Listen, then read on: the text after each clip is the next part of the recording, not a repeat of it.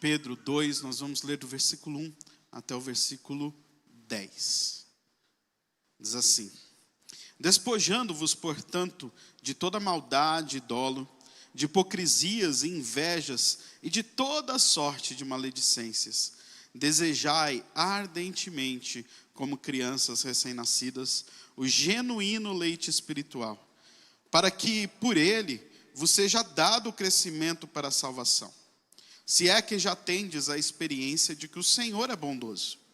Chegando-vos para ele a pedra que vive, rejeitada sim pelos homens, mas para com Deus eleita e preciosa, também vós mesmos, como pedras que vivem, sois edificados casa espiritual, para serdes sacerdócio santo, a fim de oferecerdes sacrifícios espirituais agradáveis a Deus, por intermédio de Jesus Cristo, pois isso está na Escritura: eis que põe em Sião uma pedra angular, eleita e preciosa, e quem nela crer não será de modo algum envergonhado. Para vós outros, portanto, os que credes, é a preciosidade, mas para os descrentes, a pedra que os construtores rejeitaram, essa veio a ser a principal pedra angular, e pedra de tropeço e rocha de ofensa. São estes os que tropeçam na palavra, sendo desobedientes, para o que também foram postos.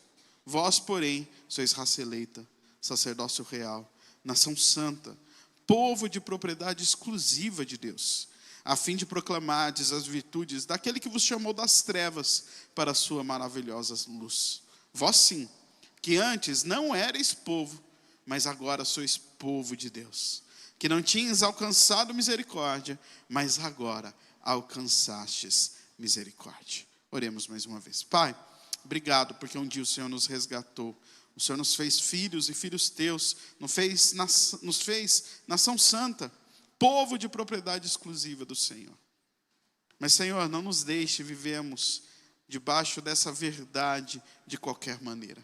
Que possamos tomar consciência daquilo que o Senhor nos fez e vivermos para proclamarmos as virtudes daquele que um dia fez isso conosco. Nos ajude, Pai. Fala ao nosso coração. No nome de Jesus. Amém. Meu irmão, há quanto tempo você entregou a sua vida ao Senhor? Quantos anos faz que você se converteu, que você creu no Senhor Jesus Cristo? Durante esse tempo, quantas pessoas foram alcançadas por meio da sua vida? Para quantas pessoas o instrumento que Deus utilizou para a salvação delas foi você? Quanto tempo você tem gasto da sua vida em favor das outras pessoas? Quantas vezes você gastou tempo de verdade para investir na vida de alguém? Quanto, irmão, você está envolvido com o reino de Deus, com a igreja do Senhor, com a igreja a qual você faz parte?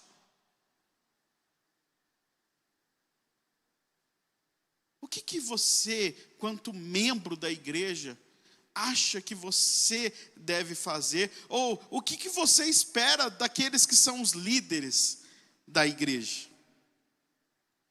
Eu creio, irmãos, que muitas dificuldades que nós temos como igreja, muitas das barreiras que existem na vida da igreja, partem de uma visão equivocada da nossa própria posição, como crentes, como cristãos, como aqueles que fazem parte do povo do Senhor.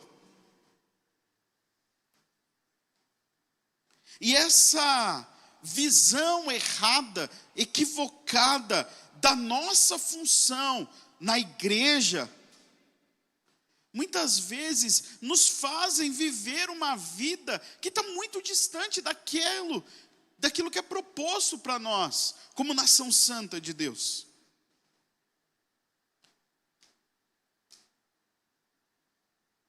Barreiras essas que não é só a visão equivocada, mas a nossa própria visão da nossa função na igreja, da nossa própria falta de disponibilidade para a vida da igreja, para o reino do Senhor. Isso acontece, irmãos, porque, infelizmente, nós transformamos a igreja, nós transformamos a religião em algo que é para ser consumido, e não em algo que é para se envolver, não em algo que é para ser feito a partir de mim. Então eu venho à igreja, eu sento aí, eu consumo e vou embora, e não tenho parte nenhuma nisso daqui. Talvez você dá o seu dízimo, sua oferta, e acha que é o suficiente. Mas você não faz parte de verdade daquilo que você foi chamado a fazer. Você só consome aquilo que a igreja está produzindo. E diante dessa percepção, às vezes o que a gente quer é que a igreja seja um lugar agradável. A gente não quer consumir algo ruim. A gente quer algo bom e precisa ser agradável.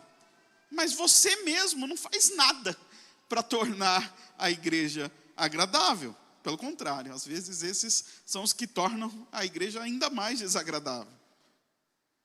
A gente quer que a igreja tenha boas programações, que sejam oferecidas opções, que supra as nossas necessidades, seja de conhecimento ou qualquer outra que nós tenhamos.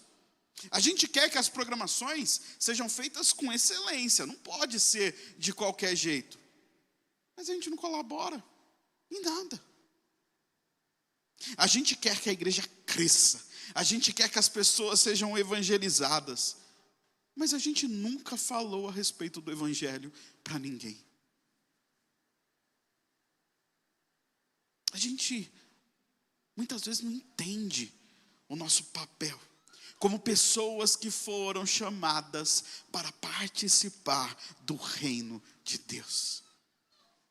Pessoas que foram chamadas a trabalhar, pessoas que foram chamadas para servir, e literalmente para ser servos, e não meros consumidores, não meros membros, não meros frequentadores de igreja.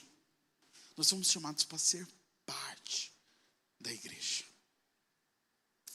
Eu acredito, irmãos, que muito dessa visão começa lá na Idade Média, quando a igreja, ela desenvolve essa ideia do sacerdote, essa ideia do clero. Isso é firmado ainda na Idade Média com a igreja, antes da Reforma Protestante. E o que a igreja fez? Ela dividiu a igreja em duas classes: os sacerdotes e os leigos. Essa parte do clero, ela ganhou uma dignidade, ela ganhou um direito especial. E essa ideia foi crescendo e resultou no entendimento da Eucaristia ou da ceia do Senhor como um sacrifício, ou seja, toda vez que a mesa era posta, o sacrifício de Jesus se repetia. Agora, um sacrifício requer o quê? Um sacerdote. Por isso que se dá uma dignidade para os sacerdotes, porque eles administrariam esse sacrifício. Só que ao mesmo tempo, o que isso faria? Com que os leigos se tornassem totalmente dependentes dos sacerdotes. Eles estavam necessitados do sacrifício. O sacerdote que administrava, eles eram dependentes do sacerdote. Para quê? Para que eles recebessem os benefícios da graça de Deus por meio daquilo que eles administravam. Ou seja, a própria salvação estava dependente dos sacerdotes. Agora, irmão, eu não sei se você percebe o quanto essa prática lá de 600 anos atrás, e que na verdade está quase perpetuada no nosso meio, e não só na Igreja Católica, tá, irmão?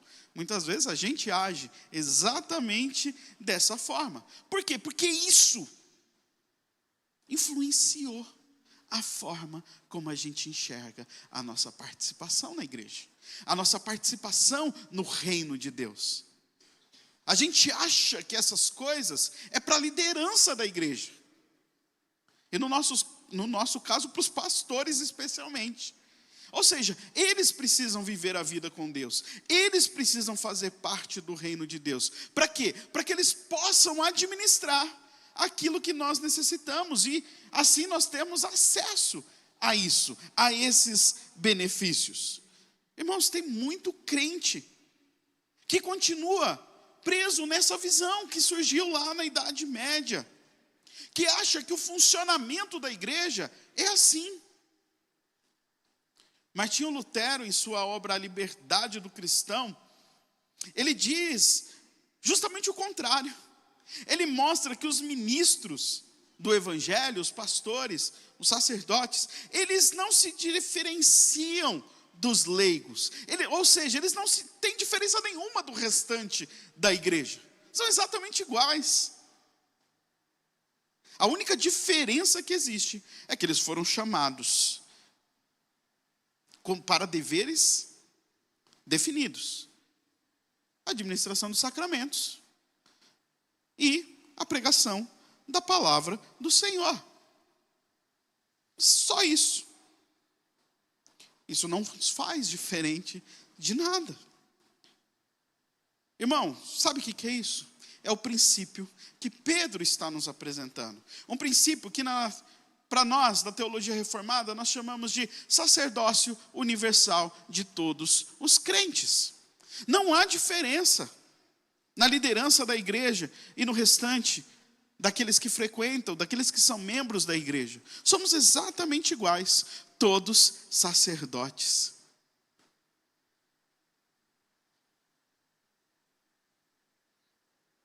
Isso está na base da reforma protestante. E isso, irmão, nos mostra que somos todos iguais. A não ser na pregação da palavra e na administração dos sacramentos. Todos nós somos igualmente responsáveis pelo funcionamento da igreja, pela expansão do reino, pela pregação da palavra, pela evangelização desse mundo. Isso não é função de líderes. Isso é função de cada crente.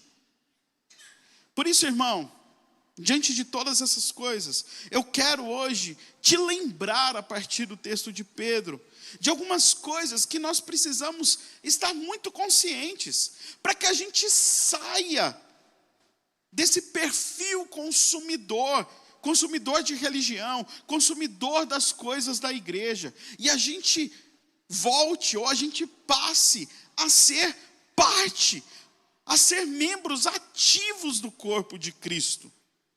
Pessoas que estão envolvidas de verdade na missão que Jesus nos deixou. A gente precisa ser lembrado disso, irmão. Constantemente.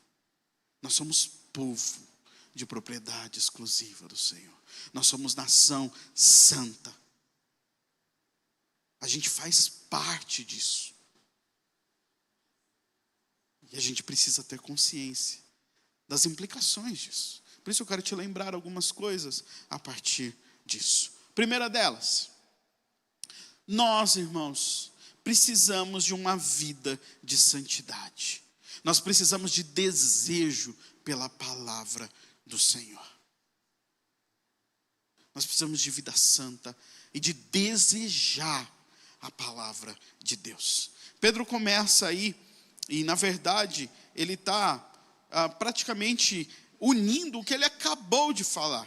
Ele falou sobre uma vida santa lá no capítulo 1, no seu final do capítulo 1. E agora ele está falando: portanto, já que vocês são santos, despojem-se, se livrem de toda maldade, de todo dolo, das hipocrisias, da inveja, de toda maledicência. Já que vocês são santos, se livrem de tudo aquilo que impedem vocês de serem santos. Irmãos, muitas vezes a gente cobra isso muito, principalmente da liderança, porque é quem está na frente, mas a gente também cobra do outro. A gente cobra daquele que está do nosso lado. A gente cobra que ele seja ativo, que ele faça as coisas, que ele esteja na igreja, que ele seja dizimista. Mas muitas vezes a gente não olha para a gente. A gente quer que as pessoas conheçam para nos ensinar, mas a gente muitas vezes não está disposto nem a aprender. A gente faz isso como se todo mundo tivesse que buscar uma vida de santidade. Mas a gente não devesse estar interessado. Como se a gente não tivesse que ter o mesmo desejo pela palavra do que todos os outros. O que Pedro está mostrando aqui para a gente é que quando nós somos regenerados, o que se espera de nós é que seja visto na nossa vida as evidências da nossa regeneração. Que o nosso comportamento reflita que nós fomos, de fato, regenerados. O que Pedro está falando é que se somos, de fato, povo do Senhor, nós precisamos ter na nossa vida um perfil que seja distintivamente cristão.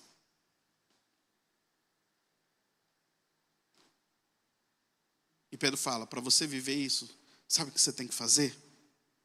Se livre de todos os males, que não vão deixar que as evidências da sua regeneração apareçam.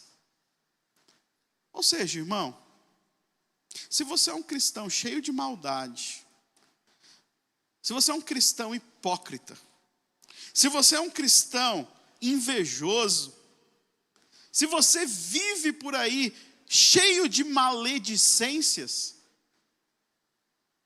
a sua vida não vai evidenciar que você é um regenerado. Pelo contrário.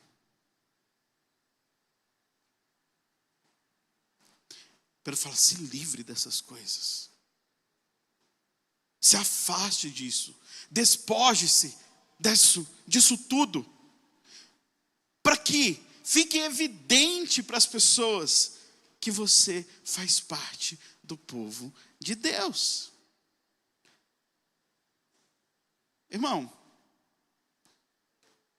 é certo que a gente trava lutas contra isso. E talvez, irmão, você se contente em só lutar. Eu estou tentando.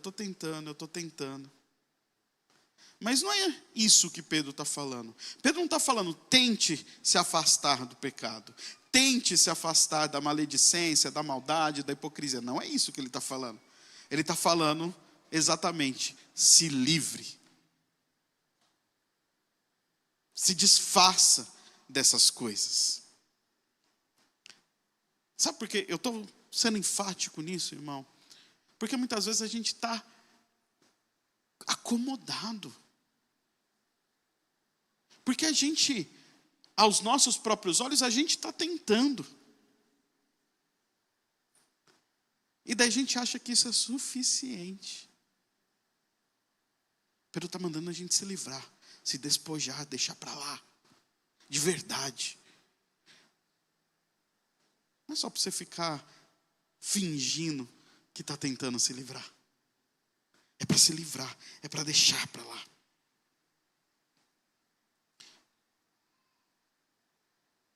Mas Pedro continua. E no versículo 2 ele fala, desejai ardentemente, como crianças recém-nascidas, o genuíno leite espiritual, para que por ele vos seja dado o crescimento para a salvação. Daí ele diz assim no versículo 3, se é que você já experimentou disso. Ele lança uma dúvida aqui. Pedro está falando, se você já experimentou de verdade que o Senhor é bom, irmão, você não pode se contentar e não desejar daquilo que Ele tem a nos oferecer. Agora, Pedro coloca uma dúvida nisso porque ele está falando, parece que não. Não há desejo. Não há desejo de conhecer, não há desejo do leite espiritual que o Senhor nos oferece. Pedro está falando, o desejo não é só assim, que vontade de tomar um leite. Às vezes dá, né? Principalmente quem tem intolerância, né? Lactose. Dá uma vontade. Não é isso que Pedro está falando. Pedro está falando que a gente tem que desejar como bebê deseja. E quem tem filho sabe como que é isso. Como ele não se cansa de chorar enquanto ele não tem acesso ao leite. É assim que a gente tem que desejar. Não é uma vontadinha de tomar leite. É um desejo ardente. É um desejo que a gente não se cansa de pedir enquanto não é nos dado. A questão, irmão, é que o leite está aí disponível. E muitas vezes o que a gente faz é, de vez em quando, tomar um pouquinho. Quando a evidência da nossa regeneração, a evidência de que somos povo do Senhor, seria desejar ardentemente a palavra do Senhor.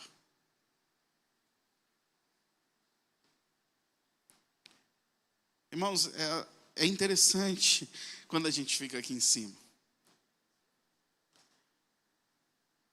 Hoje de manhã eu até estava falando isso com alguns, enquanto a gente tomava um café aqui. Às vezes, irmão, a gente está tão indiferente, e o pregador consegue perceber isso. A gente está aqui, mas é naquele perfil que eu disse, de consumir. A gente não está se importando tanto com o que está sendo falado. A gente não está desejando o alimento que o Senhor está nos oferecendo. A gente está mexendo no celular, a gente está conversando, ou então você está até prestando atenção, mas sua cabeça está lá longe, olhar vazio. Isso, irmão, é evidência de que você não está nem aí. E isso, irmão, tem que te preocupar. Porque o que Pedro está falando é, ao invés de você ficar tendo essas coisas, se livrem delas e desejem aquilo que o Senhor está oferecendo.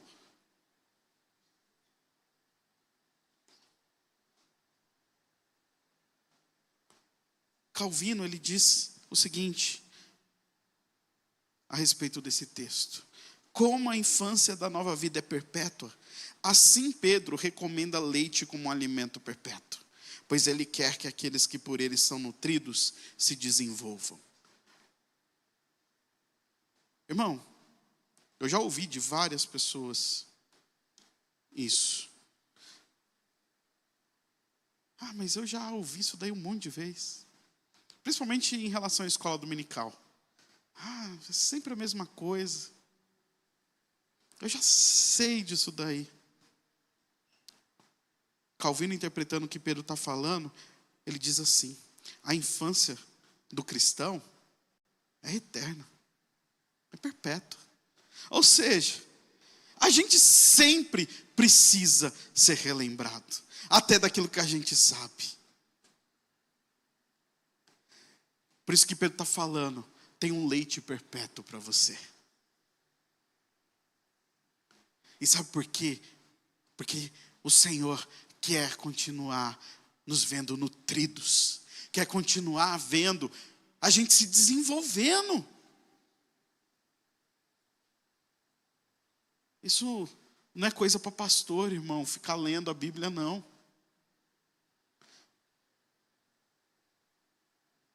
A Assistir escola dominical não é só para crente que acabou de chegar na igreja, que não sabe de nada, ou sabe muito pouco. Isso é para todos nós, irmãos. Porque eu, você e qualquer um que foi chamado em Cristo, foi chamado para buscar uma vida de santidade. Todos nós somos chamados a desejar ardentemente o genuíno leite espiritual. Irmão, se você só deixar isso para os outros, talvez é porque você ainda não provou o quanto o Senhor é bom. Talvez você tenha uma ideia do que é o Senhor, mas você ainda não provou. É isso que Pedro termina falando. Se é que vocês já tiveram a experiência de que o Senhor é bondoso. Tome cuidado, irmão. Tome cuidado. Nós precisamos de uma vida santa. Nós precisamos desejar o alimento nos oferecido. Segundo, nós precisamos cumprir o nosso papel quanto igreja.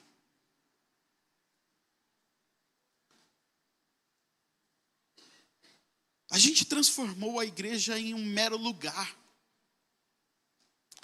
em uma instituição. A gente olha para a igreja e vê um lugar a ser frequentado. E não algo do que eu faço parte, e muito menos algo que eu sou.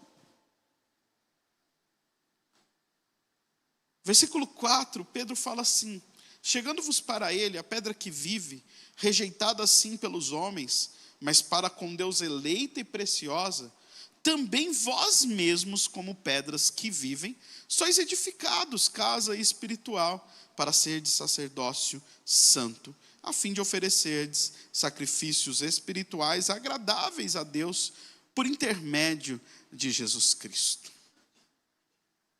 Pedro começa a falar a respeito de uma pedra. Irmão, eu só vi pedra viva quando eu assisti Frozen, lá nos Trolls lá, né? Para mim, as únicas pedras vivas que eu já vi. Não sei se você já viu alguma outra aí por aí. Mas, irmão, quando Pedro dá vida à pedra, ele não está sendo literal. Ele está trazendo uma pessoalidade a essa pedra. E essa pessoa que é a pedra, não é só uma pedra que vive, mas é uma pedra que dá vida. Pedro está falando de Cristo, irmão. E ele diz que nós, aqueles que creem em Cristo, também são pedras vivas. E nós, como essas pedras que vivem, estamos sendo edificados como casa espiritual. Pedro, ele traz essa figura, e com isso, ele está recorrendo a algumas figuras lá do Antigo Testamento. Pedro está identificando esse povo de Deus, esses que creem em Cristo, com o templo, com o sacrifício, com o sacerdócio lá do Antigo Testamento. Agora, irmão, templo, sacerdote e sacrifício está relacionado a quê no Antigo Testamento? A presença de Deus. A presença de Deus no meio do seu povo.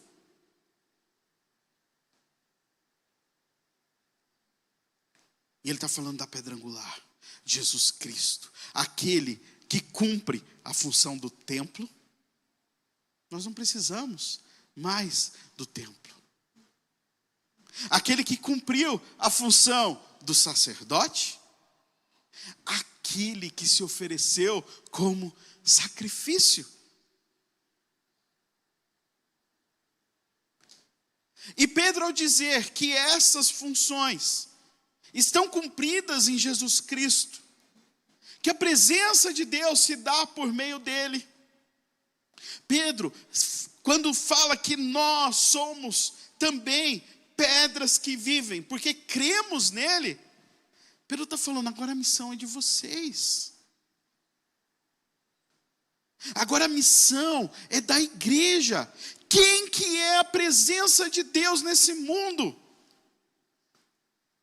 A igreja do Senhor. Por quê? Porque agora nós somos a habitação de Deus. Nós somos o templo do Senhor.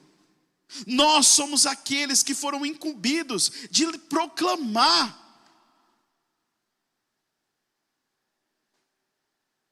Nós somos aqueles dos quais são requeridos sacrifícios vivos. Mas a gente quer uma vida cômoda. Como que a gente vai ser sacrifício vivo numa vida tranquila?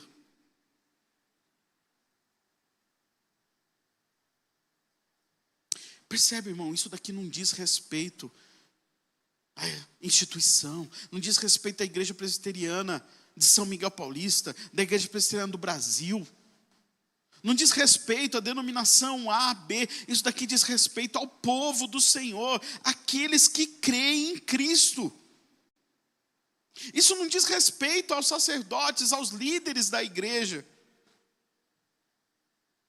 Não diz respeito à membresia da denominação. Isso diz respeito a todos que foram regenerados pelo sangue do Cordeiro. Eles formam a igreja do Senhor. Eles são a igreja do Senhor. Por isso, irmão, a gente precisa ser relembrado para cumprir o nosso papel quanto igreja. Uma igreja que não tem trazido a presença de Deus para essa sociedade, e às vezes nem para dentro dela mesmo, esqueceu o seu papel, esqueceu que ela é pedra viva, por meio da pedra angular, que é Cristo Jesus. Terceiro, nós temos que lembrar, irmão, que nós somos um povo, e um povo santo. A gente não está sozinho. E a gente não é um povo qualquer. A gente é um povo diferenciado. Nós somos um povo separado, um povo santificado. Todos aqueles que creem, irmão, foram escolhidos para pertencer a uma nação santa. Um povo separado. Um povo que é de propriedade exclusiva do Senhor. Mas, irmão, isso não pode gerar uma alienação. Isso não quer dizer que a gente é para ficar aqui dentro, trancados, atendendo às nossas necessidades, desprezando as coisas desse mundo, as coisas da sociedade, totalmente alienados do que está acontecendo lá fora. Não é isso? É justamente o contrário. Por sermos um povo diferente, por sermos um povo regenerado, escolhido por Deus, nós somos exortados a um compromisso com a sociedade, a um compromisso com esse mundo, em termos do nosso proceder, de vivermos de maneira exemplar, de fazer com que as nossas boas obras glorifiquem ao Senhor.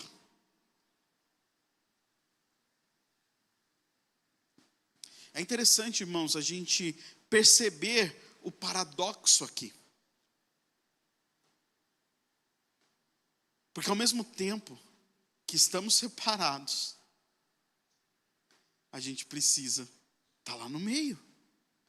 E isso é paradoxal. Se você, no mesmo capítulo, logo na sequência, olhar lá no versículo 11, Pedro fala: amados, exorto-vos como peregrinos e forasteiros que sois. Pedro está falando que a gente não é daqui, que a gente é um peregrino nesse mundo, forasteiro. A gente é aquele residente temporário que não está nem aí. É igual quando você vai no hotel, não é seu. Você vai lá, usa, deixa tudo sujo, vai embora. Por quê? Porque não é seu. Tudo bem que você está pagando, mas você não está nem aí. Está preocupado em varrer o chão. Porque você é peregrino, você é um forasteiro ali. O forasteiro é assim. Ele vem aqui, usa, mas ele não está preocupado.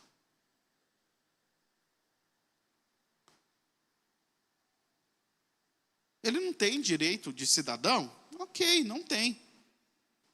Mas ele nem está preocupado com isso. E muito menos com os deveres de cidadão.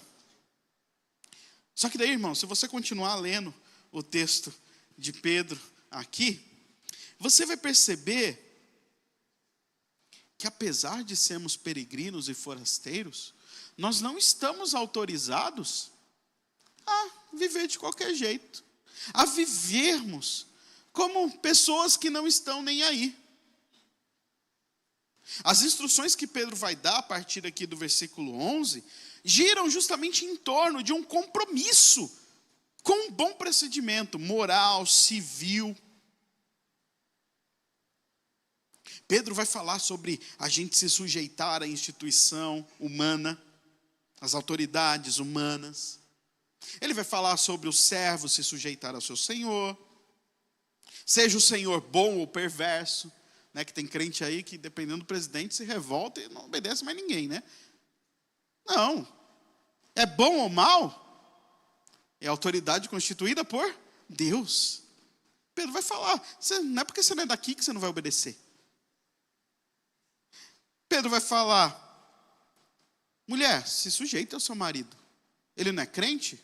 Se sujeite ao seu marido. Pedro vai mostrando aqui para a gente. Somos forasteiros? Somos. Mas a gente não pode esquecer que estamos aqui. O que Pedro está querendo mostrar, irmão, é que apesar de sermos peregrinos nesse mundo, o nosso procedimento também deve glorificar a Deus. Sabe por quê, irmão? Porque nós somos um povo diferente. A gente é um povo santo. E se somos assim, irmãos, a gente precisa viver assim. Não é só nominalmente. Tem que ser de verdade. Isso, irmão, não é para alguns de nós. É para todo o povo do Senhor. Isso é para todos os crentes que pertencem à nação santa. Nós, irmãos, estamos juntos nessa. Nós somos um povo. E a gente precisa viver como um povo santo. Pedro está falando isso lá no versículo 9. Vós, porém, sois raça eleita, sacerdócio real, nação santa, povo de propriedade exclusiva de Deus. E daí Pedro entra na última coisa que eu quero que você se lembre nessa noite. A gente precisa saber que nós temos um propósito. Nós temos que saber que tudo isso é para um objetivo. E Pedro fala, o fim é que vocês proclamem as virtudes daquele que vos chamou das trevas para a sua maravilhosa luz. Vós que não erais povo, mas agora sois povo de Deus. Vós que não tinhais alcançado de misericórdia, mas agora alcançastes misericórdia. Irmão, existe um objetivo do Senhor para tudo isso.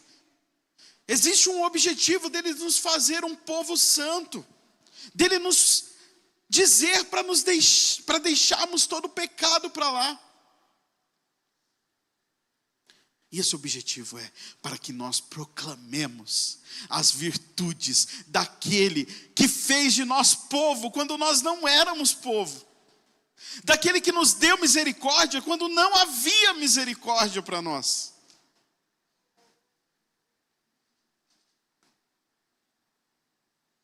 Proclamar as virtudes daquele que nos chamou não é coisa de líder, não é coisa de pastor, não é coisa de um crente ou outro, é coisa para todos nós, irmãos. Todas as bênçãos de Deus com que Ele nos favorece se destinam a este fim, para que a glória dele seja por nós proclamada.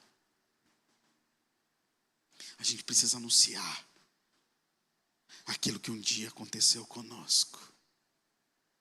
A gente precisa dizer a respeito daquele que nos tirou das trevas e nos colocou na luz.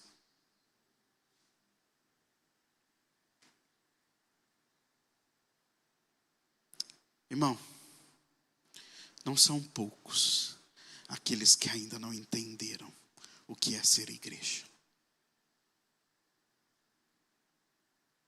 Não são poucos, irmãos, os que não entenderam o que significa fazer parte do povo do Senhor. Muitos de nós, irmãos, têm brincado de ser crente. Vêm à igreja, fazem parte, às vezes até participam da vida da igreja de certa forma, mas estão lá fora, vivendo uma vida de pecado. E não é muito difícil, irmão, ver isso. Entrem no Instagram de alguns membros da nossa igreja e vejam o que eles estão fazendo no seu dia a dia.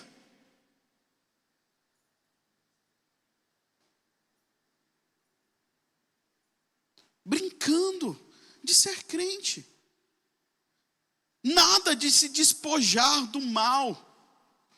Irmãos, não tem nem o trabalho de esconder.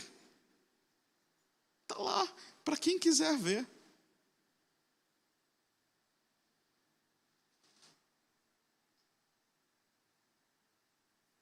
Muitos até vivem uma vida moral. Aqui eu estou falando de vida moral.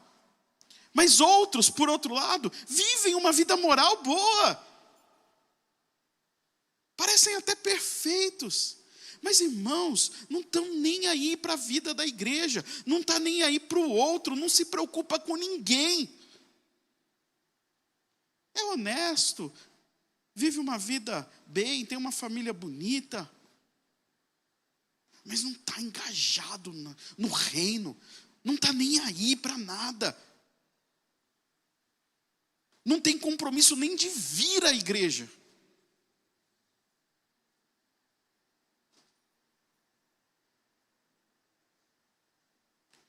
Irmão, a gente passa a vida inteira na igreja. Mas muitas vezes, a gente ainda acha que a vida que Jesus nos chama para viver não é para a gente. É para alguns de nós. É para os líderes. E na igreja todo dia é coisa de pastor.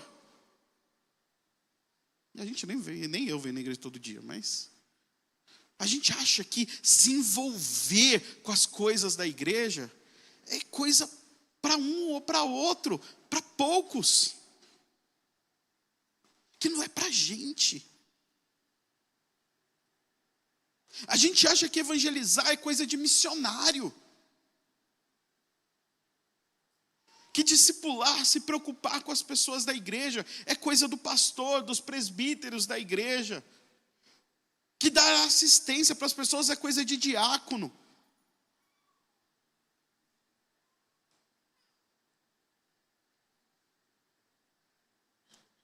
E daí, irmão, a gente não gasta a nossa energia, o nosso tempo, os nossos recursos para viver a vida da igreja, para viver como povo santo de Deus.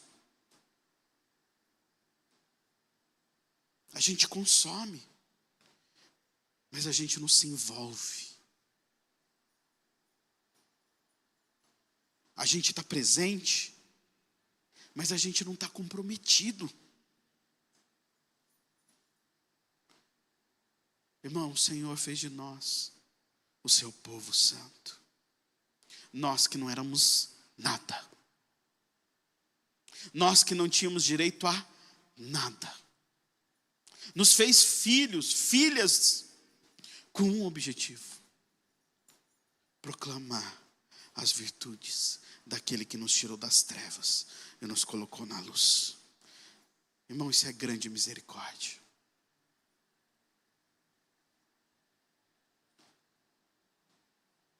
Para que isso fosse possível, irmão, Ele entregou o seu próprio filho.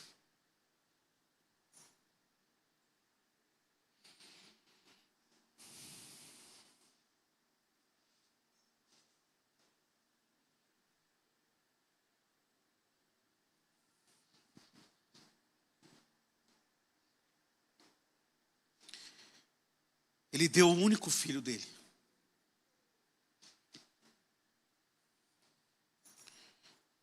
Para morrer no nosso lugar.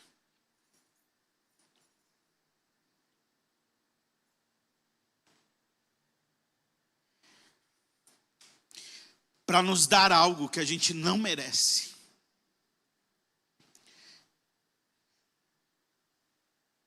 Para nos dar algo que sequer a gente valoriza.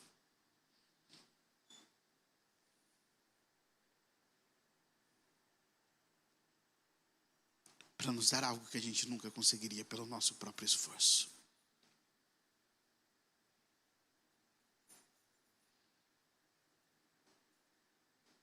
Irmão, como você tem vivido a vida da igreja? Como você tem agido como parte do povo santo de Deus? Como você tem demonstrado a sua gratidão por essas verdades que você diz crer, se é que você já experimentou da bondade do Senhor?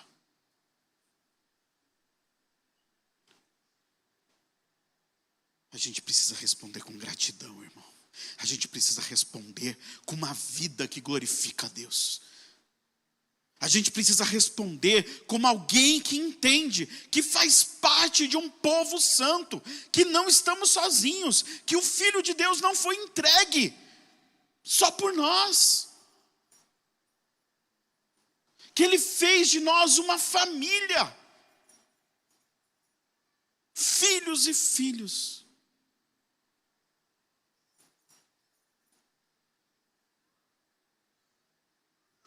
A gente precisa, irmão, com a nossa vida, proclamar as verdades para todos aqueles que nos cercam.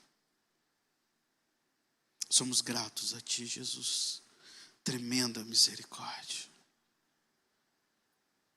Exaltaremos o Teu nome sobre todas as nações. É isso que nós vamos cantar. Somos raça elita, sacerdócio real. Nação santa, povo de propriedade exclusiva do Senhor. Povo que foi chamado para proclamar as virtudes daquele que nos chamou das trevas para a sua maravilhosa luz.